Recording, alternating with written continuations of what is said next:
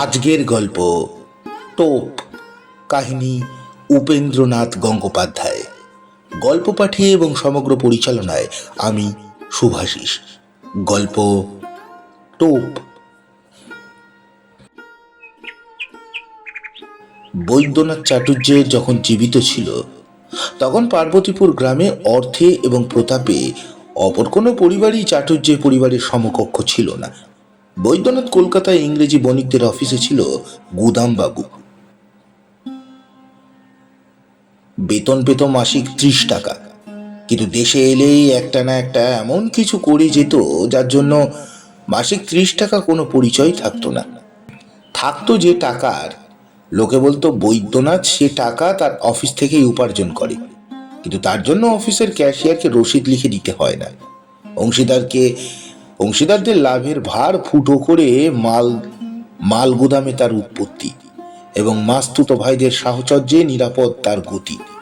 ঈর্ষাতুর ব্যক্তিরা বলতো অধর্মের অর্থ স্থায়ী হবে না, দেখতে দেখতে কর্পূরের মতো উবে যাবে। কিন্তু এ অভিশাপ অন্তত বৈদ্যনাথের জীবদ্দশায় ফলেনি। অধর্মের অর্থে উৎপন্ন ইমারতের বনেদি তার মৃত্যুর বহুদিন পর পর্যন্ত কোনো গোলমাল বা গোলযোগ লক্ষ্য করা যায়নি। যখন গেল ততদিন ধর্মের অর্থ আর ভোগে ও ভাগে ক্ষীণ হয়ে আসে। যে সময়কার কথা বলছি তখন বৈদ্যনাথের ভিটায় 2 শরিক বাস করত, পশুপতি এবং পশুপতির জ্যাঠতুতো ভাইয়ের পুত্র মাধব। বৈদ্যনাথের অর্জিত অর্থের কিয়দংশ পশুপতের ঘরে আটকে ছিল, কিন্তু মাধবদের অংশে সত্যই তা কর্পূরের মতো উবে গেছিল। অর্ধমাচরণের দণ্ড ভোগ করতে হয়েছিল 16 আনাই তাদেরই। কিন্তু এই পাপ স্খলনের পুণ্যে মাধব যে দেবতাকে প্রসন্ন করতে সক্ষম হয়েছিল তিনি বাগীশ্বরী। তার প্রসাদে সে একদিন এমএ পাস করে একটা সোনার মেডেল নিয়ে বাড়ি ফিরে এলো। পশুপতি সেই মেডেলটা হাতে নিয়ে লুফে লুফে তার ভার পরীক্ষা করলে বললে, গালালে 1.5 ভরি সোনাও হবে না। শীতকালে 1 মাস গুড় চালান দিলে এর 4খানা মেডেল কামিয়ে নেওয়া যায়। সাথে কি ছেলে গিয়ে বলি, ওরে লেখাপড়া করিস নে, তার চেয়ে মজুরি কর, লেখাপড়া করে এই তো ফল। অথচ এর জন্য কত টাকাই না ঢালা হয়েছে, বলতে গেলে একরকম সর্বশান্ত। বলে পাশে তারিণী ভট্টাচার্যের দিকে চেয়ে একচোট ফিকে হাসি হেসে নিলে। মেডেলখানা ফিরিয়ে নিয়ে পকেটে রেখে মাধব বললে, এসব পাগলামির কথা কাকা, হিসেবের কথা নয়। এমন পাগলামি আপনারও তো 1-8টা আছে। চক্ষু বিস্ফারিত করে পশুপতি বলল, আমার কখনো নয়, তেমন বান্দাই আমি নই। মাধব বললে, আছে বই কি, আপনার পেতলের রাধেশ্যাম মূর্তি নেই? গালিয়ে পিতল করে বেচলে যে পয়সাটা হবে সেটা সুদে খাটালে মাসে 8 পয়সাও সুদ আসবে না।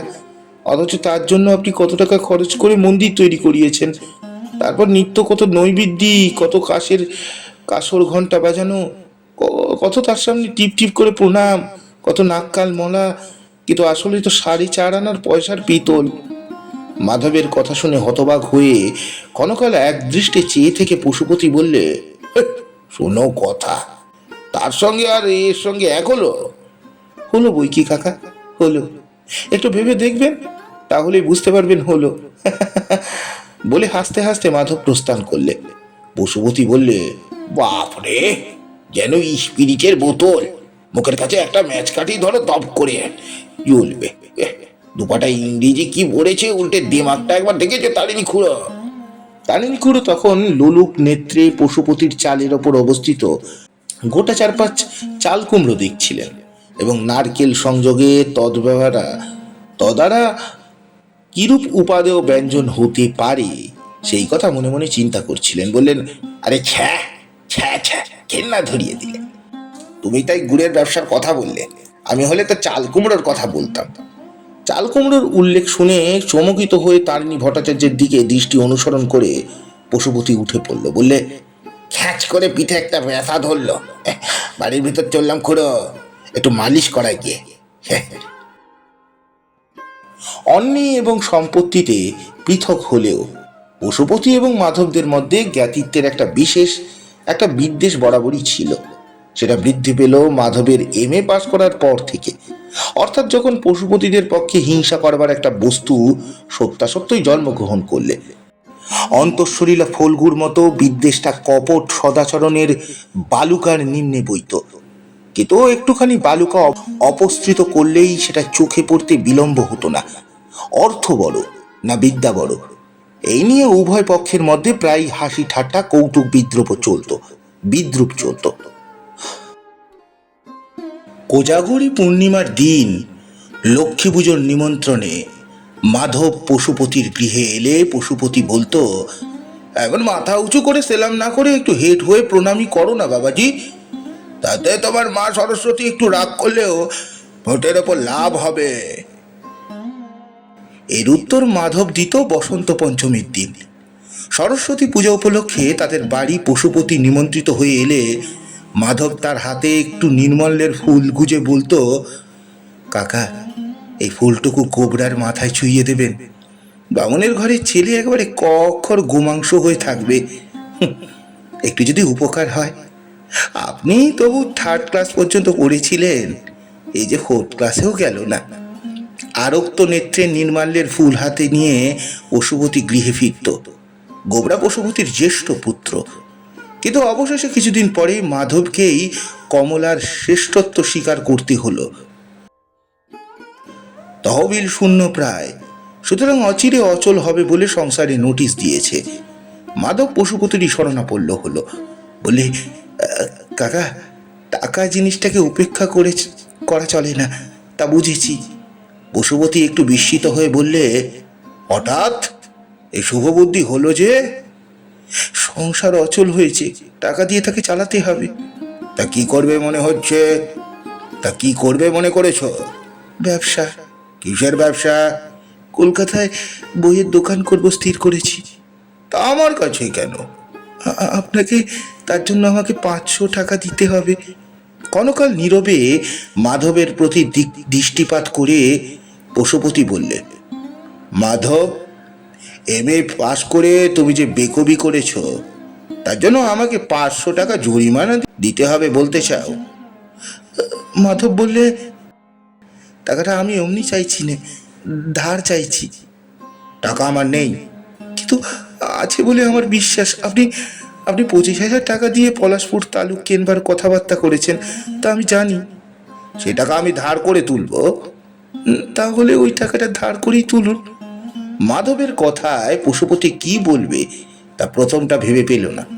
পরে মৃদু হেসে ধীরে ধীরে বললে, দেখো মাধব, একটা গল্প প্রচলিত আছে, তুমি সেটা জানো কিনা জানি নে। একজন লোকের একটা মইয়ের দরকার ছিল। সে তার বন্ধুর কাছে গিয়ে অল্পক্ষণের জন্য তার মইটা চাইলে। বন্ধু বললে, সে কি কথা, তুমি চাইছো সামান্য একটা মই তোমাকে দেব না? নিশ্চয়ই দেব। তবে কি জানো ভাই, মইখানা ক্যাশ বাক্সে রেখেছিলাম, ক্যাশ বাক্সের চাবিটা হারিয়ে গেছে, খুঁজে পাচ্ছি না। এমন অদ্ভুত আপত্তি শুনে লোকটি বললে, অত বড় মই ছোট্ট ক্যাশ বাক্সে রেখেছো, এই কথাটা বলাতে সত্যি আমি দুঃখিত হলাম। তাতে বন্ধু বললে, বুঝলাম, কিন্তু সোজা কথায় মইটা তোমাকে দেব না বললেই কি সুখী হতে? তা মাধব, তুমিও কি আমাকে? পশুপতিকে কথাটা শেষ করতে না দিয়ে তাড়াতাড়ি উঠে পড়ে মাধব বললে, না কাকা, আমি আপনাকে মইয়ের মতো অদ্ভুত কিছু কথা বলাতে চাইনি। টাকা পেলাম না বটে, কিন্তু গল্প শুনে সত্যি খুশি হলাম, চমৎকার গল্প বলে মাধব প্রস্থান করলে। এ ঘটনার দিন 10 পরের কথা। পশুপতি তার বৈঠকখানায় বসেছিল, এমন সময় প্রবেশ করলে গোষ্ঠ ডাক পিয়ন। এলাকায় পোস্ট অফিস অনেক দূরে, তাই নিত্য বিলির ব্যবস্থা নেই। সপ্তাহে 3 দিন ডাক পিয়ন চিঠি বিলি করতে আসে। গোষ্ঠ পশুপতিকে প্রণাম করে একখানা চিঠি দিলে, তারপর বললে, বড় বাবু, ছোট বাবুর নামে একটা টেলিগ্রাম ছিল, কিন্তু ছোট বাবু তো বাড়ি নেই, তা টেলিগ্রামটা আপনাকেই দিয়ে যাব কি? কৌতূহল উদগ্র হয়ে উঠল। হ্যাঁ, মাধবীর নামে টেলিগ্রাম? তবে চাকরি টাকরি কিছু হলো নাকি? তেমন বড় চাকরি হলে তো মুখে একেবারে চুনকালি। কৌতূহল প্রকাশ দমন করে উদাসভাবে পশুপতি বললে, তা দাও, দিয়ে দেবো ক্ষণ। টেলিগ্রাম দিয়ে সই নিয়ে গোষ্ঠ চলে গেল। টেলিগ্রামের খামটা তেমন ভালো করে মোড়া ছিল না, সামান্য চেষ্টাতেই খুলে গেল। যেটুকু ইংরেজি ভাষার জ্ঞান পশুপতির ছিল তা দিয়ে কোনো রকমে টেলিগ্রামের মর্ম উপলব্ধি করে তার মুখ বিবর্ণ হয়ে গেল, দেহ কাঁপতে লাগলো। তারা তারা বলে একটা তাকিয়া টেনে শয্যার ওপর শুয়ে পড়লেন। বাবারে! টেলিগ্রামের মর্ম, মাধব ডার্বির দ্বিতীয় পুরস্কার লাভ করে কলকাতার টার্ফ ক্লাব থেকে 14 লক্ষ টাকার অধিকারী হয়েছে। বিন্দু বিন্দু ঘামে সারা দেহ ভিজে এলো, মাথা ঘুরে গেল। মোটামুটি হিসাবে 14 লক্ষ টাকার সুদ মাসিক 7,000 টাকা হয়। সর্বনাশ! এরপর কি আর গ্রামে বাস করা চলবে? যে সরস্বতীকে নিয়ে কত পরিহাস বিদ্রুপ সে করেছে, সেই সরস্বতীর পাশে এত সমারোহের সঙ্গে লক্ষ্মী গিয়ে বাসা বাঁধলেন। হায় হায়! এখন ঠাট্টা বিদ্রুপ ও পক্ষ থেকে আসতে আরম্ভ করবে। না, গ্রাম ছাড়া না করে ছাড়লে না। আঘাতের এই প্রথম চোটটা কেটে গেলে পশুপতি অমঙ্গলের মধ্যে থেকেও কোনো মঙ্গল টেনে বার করা যায় কিনা সেটাই চিন্তা করতে লাগলেন। বিপদের মধ্যে যে সম্পদের পথ খুঁজে বার করতে পারি সেই তো বুদ্ধিমান। ঘরই যদি পুড়ল তো সেই ছাই খেতে ফেলতে পারলে তো সারের কাজ করবে। ভাবতে ভাবতে হঠাৎ মনে পড়ল পলাশপুর তালুকের কথা। ঘর থেকে বার না করে মাধবের কাছ থেকে যদি ওই 25,000 টাকাটা জোগাড় করা যায়, তাহলে তো দুঃখ সাগরে একটা ছোটখাটো সুখের দ্বীপ গিয়ে ওঠা যেতে পারে। মাধব ভালো ছেলে, মুখটা একটু খোলা, কিন্তু মনটা তেমনি উদার।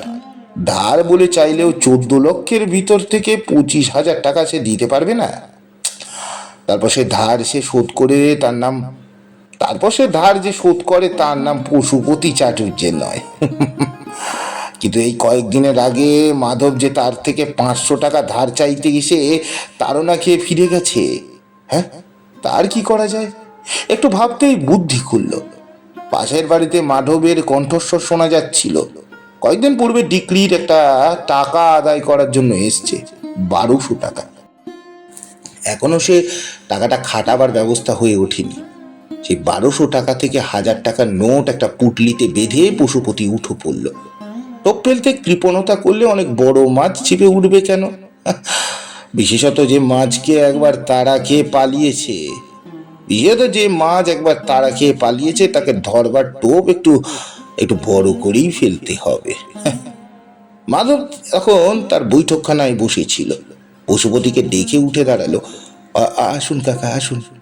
একটা চেয়ারে উপবেশন করে পশুপতি বললে, MA পাশ করে তুমি খুব বিদ্বান হয়েছ স্বীকার করি মাধব, কিন্তু আমার পরীক্ষায় তুমি ফেল করেছ। বিস্ময়ের সহিত মাধব বললে, আপনার পরীক্ষা কি তা তো বুঝতেই পারলাম না কাকা। পশুপতির মুখে মৃদু চাপা হাসি ফুটে উঠল। বললে, আন্দাজ করো দেখি। কোনো আন্দাজই করতে পারছি না। পশুপতির নিঃশব্দ হাসি শব্দের মধ্যে ছড়িয়ে পড়ল। বললে, আমার কাছ থেকে 500 টাকার জন্য গিয়েছিলে, কিন্তু একবার তাড়া খেয়ে আর তো গেলে না। আবার কি করতে যাব? আপনি তো টাকা দেবেন না বললেন। পশুপতি আবার হাসতে লাগলো। বললে,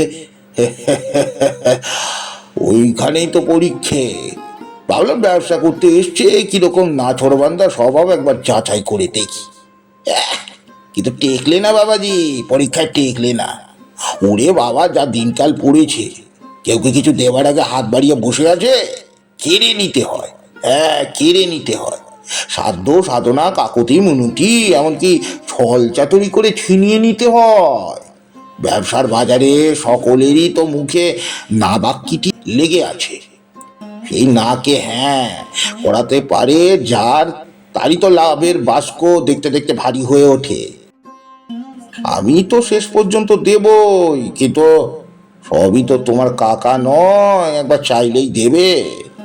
ব্যবসা করতে চলেছ, এই শিক্ষাটা কিন্তু মনে রেখো, নাছোড়বান্দা হতে হবে, বুঝলে। মাধব নীরবে ক্ষণকাল পশুপতির দিকে চেয়ে বললে, কাকা, টাকাটা কি আপনি সত্যি সত্যি আমাকে দেবেন মনে করেছেন? করেছি কি, কিন্তু আজ নয়, সেই দিনই। তুমি যে লেখাপড়া শেষ করে 1 বছর বেকার বসে রয়েছো, তার জন্য আমার মনে কোনো চিন্তা নেই বলে মনে করো? টাকাটা আমি এনেছি, কিন্তু 500 টাকা নয়, পুরো 20,000। হ্যাঁ, 1000। ব্যবসা যখন করবে স্থির করেছো, খাটো করে করো না। তুমি বিদ্বান, চরিত্রবান, তোমার হাতে টাকা পয়সা নষ্ট হবে না, সে আমি জানি।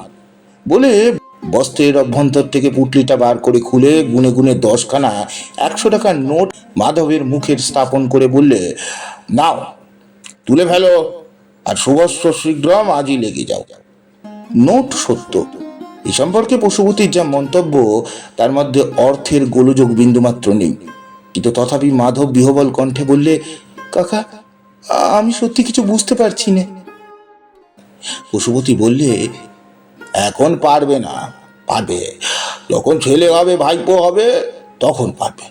বলি, সম্পর্কটা তো আর পাতানো নয়। আমাকে গঙ্গায় দিয়ে কাছা না নাও, খালি পায়ে 10 দিন বেরিয়ে বেড়াতে হবে তো। তবে তোমার কষ্টে আমি স্থির থাকতে পারি কি? পারা উচিত হয়তো নয়, কিন্তু সে পক্ষে পূর্ব ইতিহাসটা এমন অসন্তোষজনক যে সহসা সায় দিতেও লজ্জাবোধ করে। তথাপি আপাত দৃষ্টিতে যখন কোনো ছল চাতুরি দূরভিসন্ধি দেখা যাচ্ছে না, তখন বলতেই হলো 2-4টে কৃতজ্ঞতার কথা। টাকাটা তুলে রেখে মাধব বললে, কাকা, টাকাটার জন্য এই যা হয় একটু লিখে দিই, কেমন? একটা কিছু যা হয় লিখে দিই। মাধবের কথা শুনে পশুপতি ক্ষণকাল স্তব্ধ হয়ে বসে রইল। তারপর একটা দীর্ঘশ্বাস ত্যাগ করে ধীর গম্ভীর কণ্ঠে বললে, দেবে, দাও। সেই জুতোটা নিয়ে বাড়ি বাড়ি দেখিয়ে বেড়াই, ভাইপোর হাত থেকে পেয়েছি। দুগ্গা দুগ্গা দুগ্গা। এবার দেখছি গোবরা কন্ডির টাকা পেয়ে রসিদ লিখতে চাইবে। তারপর হঠাৎ মাধবের হাত সজোরে চেপে ধরে উচ্ছ্বসিত কণ্ঠে বললে, আচ্ছা মাধব, সত্যি করে বলো দেখি, পলাশপুরের যে 25,000 টাকার জন্য জনজনার কাছে হাত পেতে বেড়াচ্ছি, তোমার যদি টাকা থাকতো, তুমি তা দিয়ে আমার কাছ থেকে কিছু লিখিয়ে নিতে পারতে? হ্যাঁ? এই কথার প্রকৃত উত্তর মাধব মনে মনে দিলে, প্রথমত টাকা দিতাম না, আর দিলেও নিশ্চয়ই লিখিয়ে দিতাম। কিন্তু 25,000 টাকার উদাহরণটা যখন সম্পূর্ণ অলিক এবং কাল্পনিক, এবং সদ্যলব্ধ 1000 টাকাটা এখন বাস্তব বলেই মনে হচ্ছে, তখন পশুপতির প্রশ্নের উত্তরটা অলিক হলেও অন্যায় হবে না মনে করে সে বললেন, খেপেছেন? কখনোই নয়। তবে তুমি বা খেপেছো কেন? বলে উচ্চ হাস্য করে পশুপতি উঠে পড়ল। বললে, শুভস্য শীঘ্র আজই কলকাতায় রওনা হয়ে যাও। আরেকটি স্বাস্থ্যবাক্য স্মরণ করে মাধব মনে মনে বললে, তার বলতে বহব্রশ্চ বিঘ্নং। কি জানি হঠাৎ মতি পরিবর্তিত হয়ে গেলে ফিরেই চায়। সান্নিধ্য বর্জন করাই শ্রেয়। গৃহে ফিরতে ফিরতে পশুপতির মনটা একবার কড়কড় করে উঠল। হাজার হাজার টাকা একবারে শত্রুর হাত থেকে তুলে নিয়ে এলাম, কিন্তু পরক্ষণেই টোপের উদাহরণ মনে পড়ল। না ফেললেই উঠবে কেন? না ফেললে উঠবেই বা কেন? হ্যাঁ, টেলিগ্রাফের রসিদে পশুপতির তারিখ দিয়েছিল, কিন্তু সময় দেয়নি।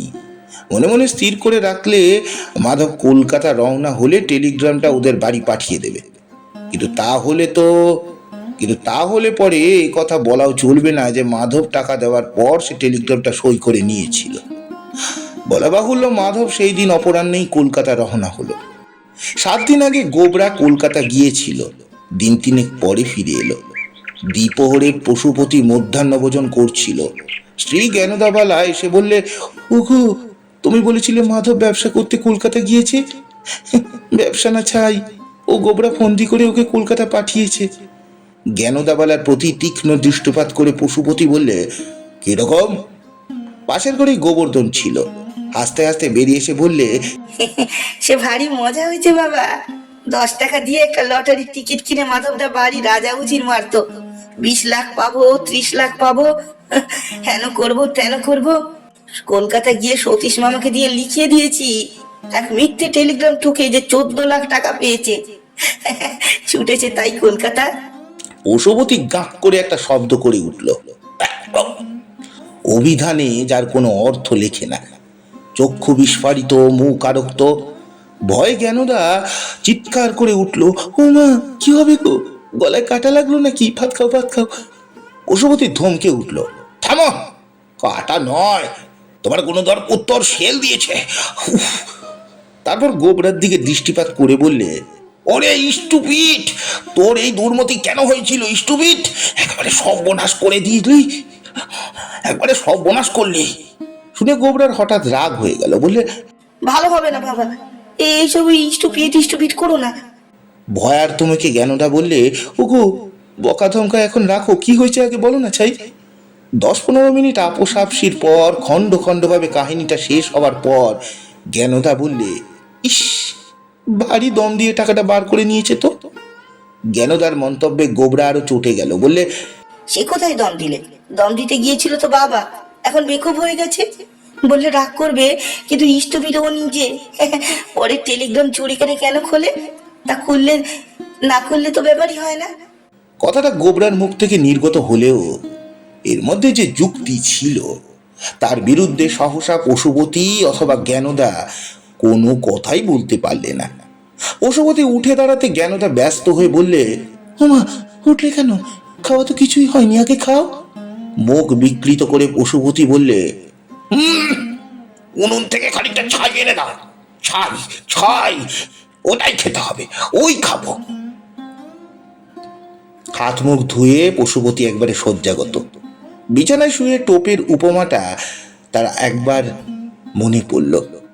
উঠল বটে, কিন্তু মাছ তো নয়, কচ্ছপও নয়, কাঁকড়াও নয়, একেবারে কাঁকড়া বিছে, জ্বলুনিতে প্রাণ যায়।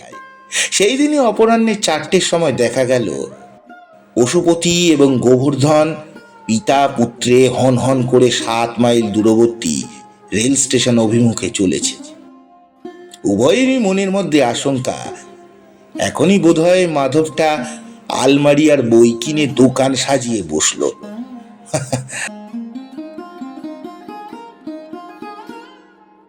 সমাপ্ত। গল্পটি আপনাদের কেমন লাগলো অবশ্যই জানাবেন।